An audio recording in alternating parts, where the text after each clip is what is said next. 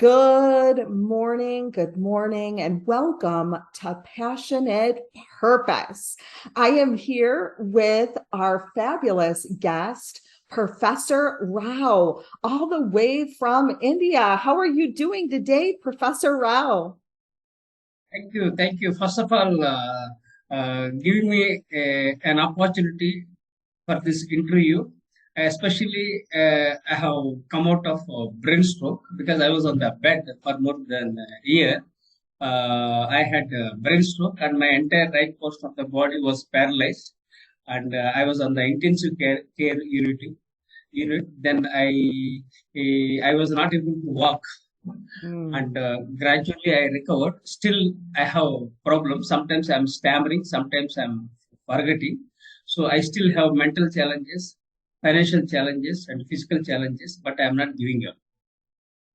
Wow. Well, we're so glad that you were able to join us today, um, to share your story and to also talk about mindfulness.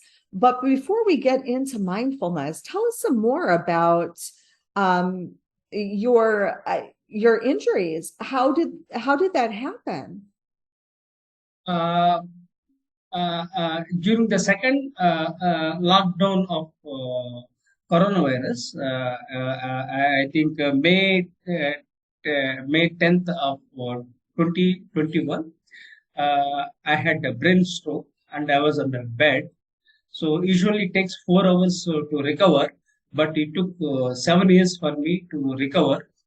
I was on the bed for a few days. My right portion of the body was paralyzed, and I was totally paralyzed. But gradually I recovered, and because of the power of positive psychology, and because of my willpower, and because of the power of subconscious mind, so I am able to recover, and I'm still recovering from this brain stroke. Usually, it takes 3 to 4 years to recover from brain stroke. So it's more than a year. I'm recovering. Hopefully, I'll be all right. It may take around 2 to 3 years to get back to the track and get back to the feet. But I'm very confident that I'll be able to overcome this adversity, and I'll be able to build a better one, and I'll be able to do something for the humanity. Absolutely, absolutely. And we are so glad to have you here with us to share your passionate purpose. But before we get into our topic today of mindfulness, I'm gonna share the quote of the day, and that is the little things, the little moments, they aren't very little. What are your thoughts about that, Professor Rao? I would like to share with you about this mindfulness. This is the book titled "See the Light in You," for which His Holiness Dalai Lama, the Nobel laureate, has written a foreword for this book. I have authored 50 books, and this is one of the best books ever I have written in my life. This is on mindfulness. Mm. And tell us, what was the inspiration behind writing this book on mindfulness? Uh, uh, Usually, I write books for more than 12 to 13 years. I am writing books, and I am passionate about writing. So I have written books on various categories like gender, leadership, students, executive education, training, learning, like that. So many books I have written. So I wanted to explore a book on mindfulness. So 4 years back, this was before coronavirus. So I thought of writing a book on mindfulness. Then I started writing about mindfulness.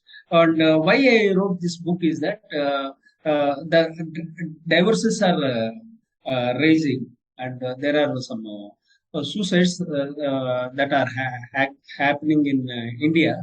So that triggered in my mind and to think on this mindfulness and wellness. So then I started writing a book. Then I have written a book. After writing the book, usually whenever I read the book, I approach the eminent person who can write a foreword for my book. Then I requested His Holiness Dalai Lama, the Nobel laureate. He lives in India. So then I requested him. Then he read the manuscript and appreciated it. Then he has written a foreword for my book. So this is the book on mindfulness. This is one of the best books on Now, mindfulness and did wellness. This is did I hear you correctly when you said the Dalai Lama read your book? yes, yes, yes. Wow, His Holiness Dalai Lama has written a foreword for this book. fantastic. This is the book. You can see it. His Holiness Yes. Dalai Lama has written a foreword. Okay. So what happened? Then His Holiness Dalai Lama, the Nobel laureate, has liked the manuscript and he has written a foreword for my book. So this is how the journey with the mindfulness has occurred. And after the coronavirus, the importance of this mindfulness is more important Mhm. because people started focusing more on mindfulness and wellness. And the book is more relevant, especially after coronavirus, because people had health issues and so many mental and even corporates are also taking the things very seriously and they are also focusing on mindfulness. So I started focusing more on this mindfulness and corporate training programs on wellness. So this is how the journey with His Holiness Dalai Lama, and this is how my journey with book has come. This also this coronavirus has also has changed things for better. So there is more importance for mindfulness, not only now in the future. Absolutely, absolutely. So let's talk about, because there might be some listeners today that are saying mindfulness, what is that? So let's go, and talk to that person right now that may not know what mindfulness is. Can you give us a simple definition for mindfulness? Thank you for asking an interesting question. Uh, this mindfulness is all about living in the present, living with purpose. And it's not thinking about the unpleasant past. It's not about thinking about the future. Usually, what happens is people worry about the future, which we can't predict. And people worry about the unpleasant past that can't be changed. So we must learn to live in the present. So that's what is all about mindfulness and this is the area I'm trying to explore. And research shows that people waste 30% of their time thinking about the unpleasant past. And the fact is that we should let bygones be bygones. So we should forget the unpleasant things because we can't get back to the past. So at the same time, we should not think about the future, which we can't predict what happens next that no one knows. So best thing is to learn to live in the present and lead a very peaceful and happy life. I love that. So living in the present. So hopefully you caught that, listeners, so important. But I want to take you back, when we started this conversation, you were sharing that you had a stroke. Yeah. Can you tell us how the practice of mindfulness, because you were practicing this way before your stroke, Yeah. Yes. but tell us how the practice of mindfulness helped you move through the experience of having the stroke. Yeah, it's a very interesting question and it's very relevant in the current context. And I never expected that I would get brain stroke. But what happened? Some of the people in India they encountered about this coronavirus or COVID-19, whatever we call it. So we had it. So I too had COVID. Even my wife also had COVID at that time.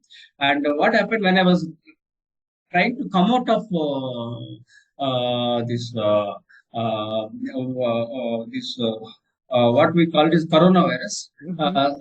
and I had high blood blood blood pressure, and I don't know about blood thinner. So what happened? So because of the jump in high blood pressure, Mhm. so my entire portion of the body was paralyzed, and it took usually takes 4 hours for me to recover, but it took 7 hours, and it was very challenging time.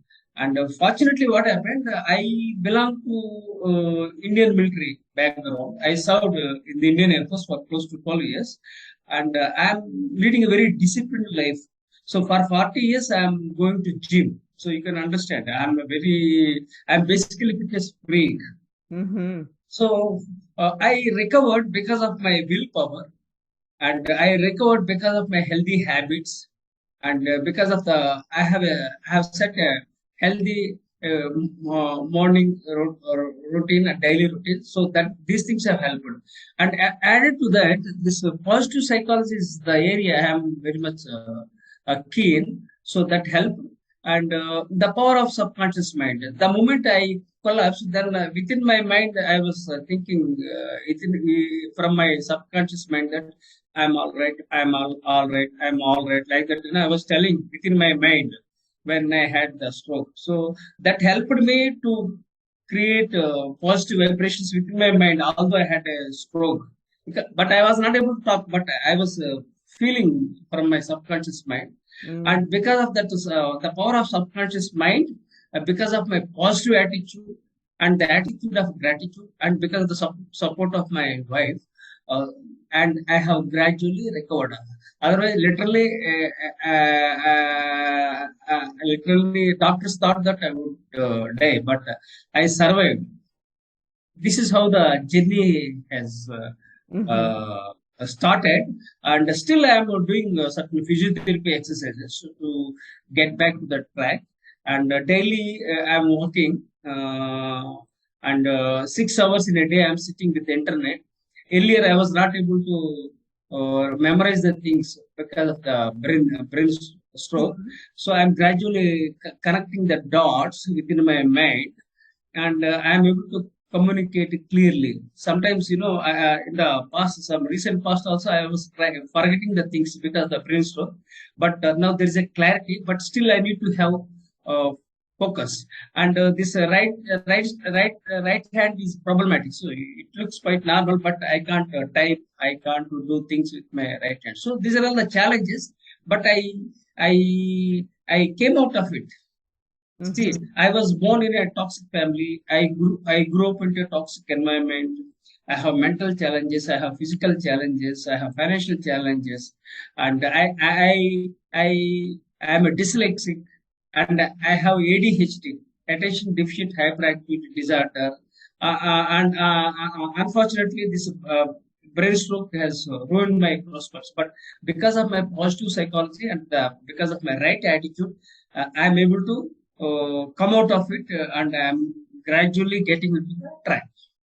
I love that. I love that because there's so many of our listeners are experiencing many different things. So, we're Yeah. talking about mindfulness today, and we're talking about your experience having the stroke. And what often when we look at the outcomes of individuals that go through strokes, they're not very good. But you have done an amazing recovery in that you were already practicing mindfulness way before. So it was anchored in your body. It was anchored in your body, and your study of positive psychology was really key, it sounds like, in helping you move through these challenges. You said rightly. Yeah. You rightly said. Yeah. Absolutely amazing. So we shared with the audience what mindfulness is on its most simplistic level. Can you share with us very simply what your routine is, your daily routine, and how you encourage yourself to anchor mindfulness into your body? Okay, I would like to share with you. Uh, I have come from a military background. First point. So I have very uh, uh, clean habits, great habits, right from my childhood. I am having. I had little bit of negativity. But, at the age of 18, I joined Indian military and I developed positive attitude. Okay. Then I became very resilient. Okay, so then as I told you, let me share with you that people think I am highly qualified, but I was a college dropout and I acquired a couple of qualifications. They include DME, BSc, MEA, MBA, PGDCLL, PGDBM, and my PhD in soft skills in the year 2011. All these things I have achieved from my continuous learning. Okay, I am passionate about education and learning. That's one.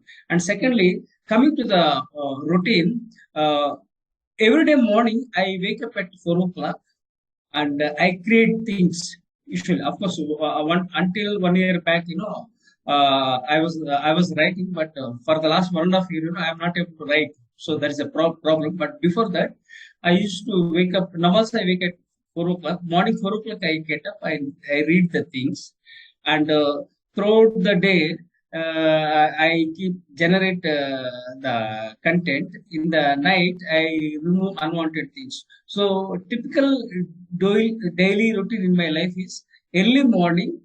I wake up at 4 o'clock. I am a creator because I create things. And throughout the day, I am a generator. That means I create things.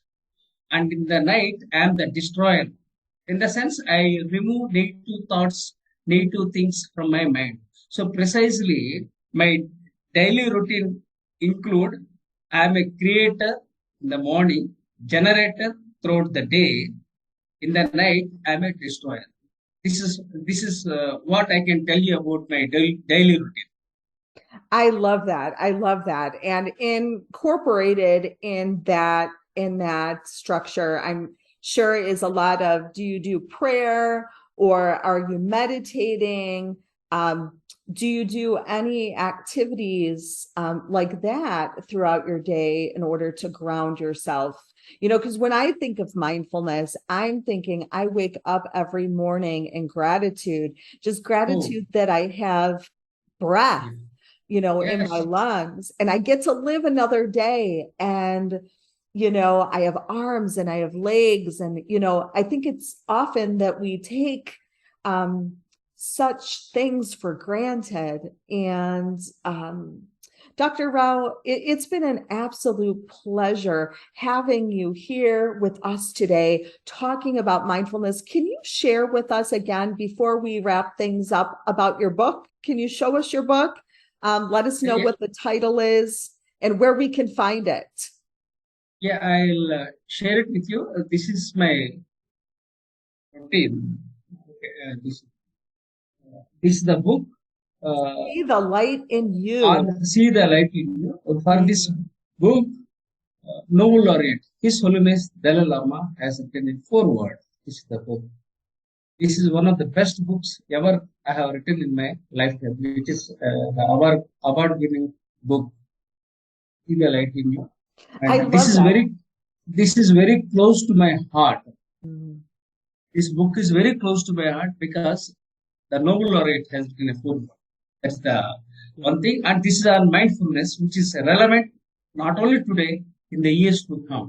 So we must emphasize more on this mindfulness in the time to come. Absolutely. Yeah. If we've got a listener tuning in and they're thinking, how can I get started and learn more about mindfulness? They want to read your book, but what could they do that's very simple, a simple practice to get started? To start with, so have you said I think sometime back attitude of gratitude.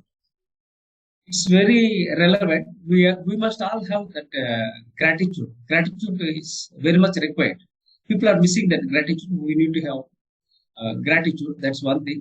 And let me share it with you. Something that triggered in my mind is that every day at night I am dead. Every day morning I am awake. So that's how I think. Because what happens today night we don't know. We don't know whether we will be awake next day morning or not. So every day morning we need to pray, Mhm. and we should thank the God for giving one more life to live and add value to others. That's what I would like to share with others. Oh my goodness. That is so key. Wake up in gratitude and support and help others. Yeah, What a yeah. wonderful way to end this conversation today. Dr. Rao, it was Professor Rao, it was an an absolute pleasure to have you here. And I'm so excited that you're going to be back talking about the many passions that you have to share with the world. Do you have any last minute thoughts before we close today? So I would like to share with the message from this book is health first, education second, and wealth third. This is the message I would like to share with everyone. People, what they do, they think about wealth. But what is required is first health. Only when you are healthy, then you can go for a good education. When you are having good education, then you can create wealth. So the message from this interview is health first, education second, and wealth third. Above all, learn to live in the present. Don't think about the unpleasant thing. Don't worry about the future, which we can't predict. Learn to live in the present and lead your life with purpose and meaning. Wonderful, wonderful. Well, thank you, Dr. or Professor Rao. It's been an Okay. absolute pleasure. Thank you, listeners, for tuning in. Reach out, connect with Professor Rao, and stay tuned for more of his passions. Thank you. 1 minute. Thank you very much for giving me this opportunity. I express my gratitude to you for your time.